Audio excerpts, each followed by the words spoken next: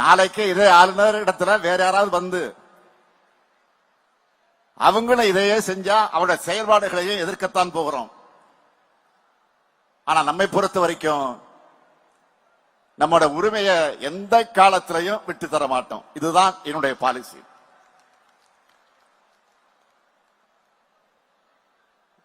ஆனா என்ன பொறுத்தவரை தனிப்பட்ட முறையில் நீங்க கேட்டீங்கன்னா இதே ஆளுநர் தொடரணும்னு தான் என்னுடைய விருப்பம். தொடர்ந்தாதான் நமக்கு மக்களிடத்துல இன்னும் செல்வாக்கு வந்துகிட்டே இருக்கும், அவங்களுக்கு செல்வாக்கு போயிட்டே இருக்கும். செல்வாக்கு இல்ல அது வேற.